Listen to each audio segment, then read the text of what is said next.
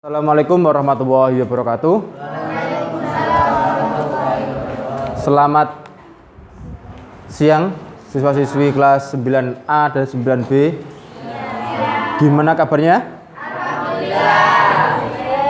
Semoga kalian tetap sehat, terhindar dari virus corona ya. Tetap jaga kesehatan kalian dengan cara berolahraga, minum air putih yang banyak, dan tetap harus tidur atau istirahat yang teratur. Jangan banyak begadang.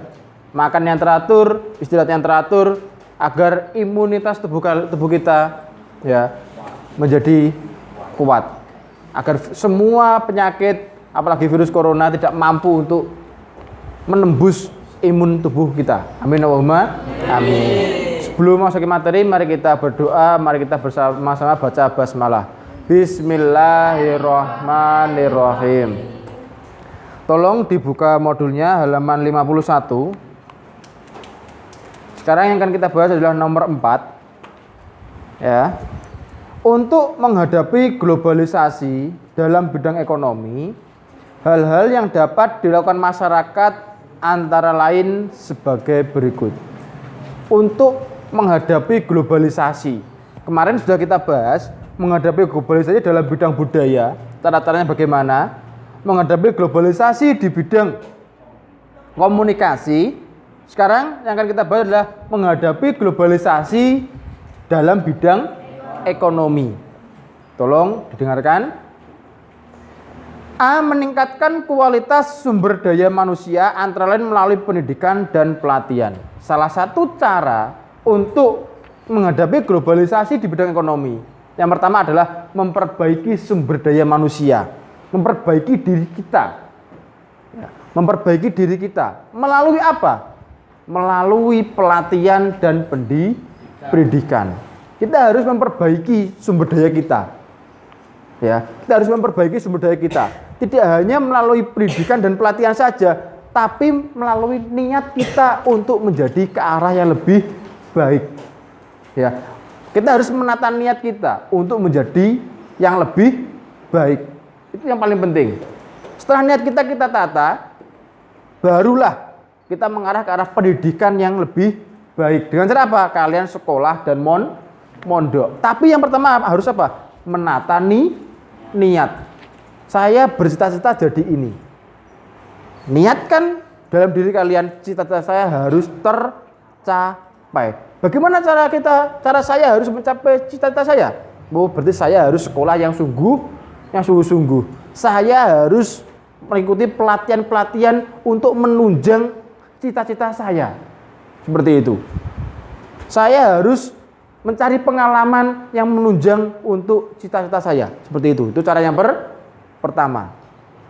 Yang kedua, meningkatkan sumber pembiayaan yang berasal dari dalam negeri sehingga dapat mengurangi ketergantungan pembiayaan dari luar negeri. Di sini bersifat global.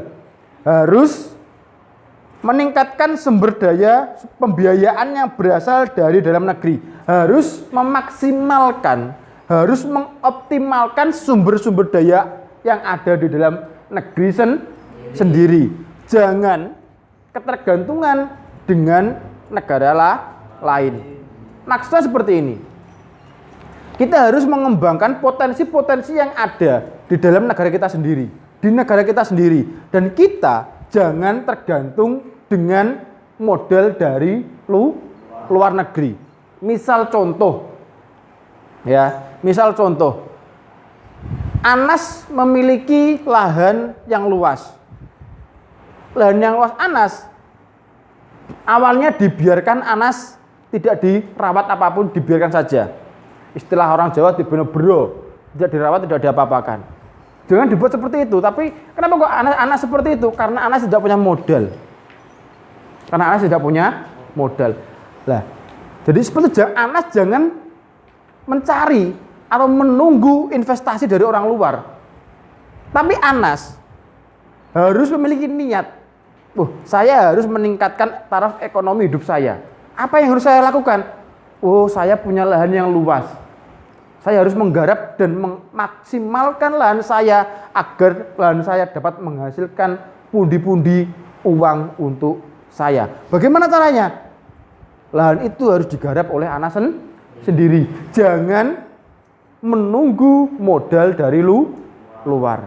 Tapi harus dimunculkan semangat-semangat yang ada dalam diri kita untuk apa? Menghasilkan. Sama di negara kita. Ya, di negara kita. Negara kita, ibaratkan Indonesia itu tidur di atas emas. Tidur di atas tembaga. Kita itu tidur di atas tembaga, tidur di atas emas. Karena apa? Kita, negara Indonesia ini adalah kaya sumber daya alam. Tapi masyarakat kita masih belum bisa memaksimalkan sumber daya alam tersebut. Nah, kita di sini jangan menunggu modal-modal dari luar agar kita dapat memaksimalkan sumber daya itu, sumber daya alam itu. Tapi dengan cara apa? Kita harus mencari ilmu, kita harus mencari pengalaman agar apa? Kita dapat memaksimalkan sumber daya alam yang ada di negara kita sendiri dengan apa? Cara dan keringat kita sendiri. Jangan kita menunggu. Tuh, yang pertama. Yang ketiga, masyarakat Indonesia senantiasa membeli dan menggunakan produk dalam negeri. Kita harus mencintai dan bangga terhadap produk dalam negeri. Kita jangan bangga, wah saya punya produk luar negeri. Jangan bangga seperti itu, tapi berbanggalah kalau kalian apa? Menggunakan produk dalam negeri. Bangga menggunakan batik, baju batik, karena batik adalah apa? Hasil karya dalam negeri, hasil karya negara kita sendiri. Kita harus bangga. Oh, saya bangga punya teknologi ini. Teknologi ini dari anak bangsa sendiri. Kita harus bangga. Jangan bangga terhadap produk luar negeri saja. Boleh bangga, tapi lebih berbanggalah kalau kalian menggunakan produk dalam negeri. Karena apa? Secara tidak langsung kalian menghargai karya anak bangsa. Seperti itu. Ya.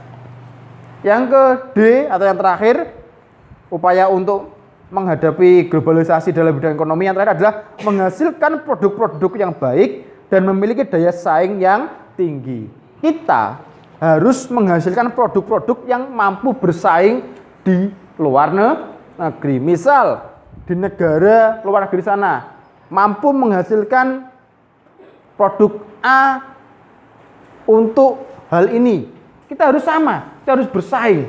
Misal di negara A, ke luar negeri sana mampu menghasilkan produk untuk bercocok tanam menggunakan mesin atau produk untuk tenun agar apa? Membuat baju, membuat kain itu dengan cepat. Kita juga harus menghasilkan. Tidak harus sama, beda tidak masalah.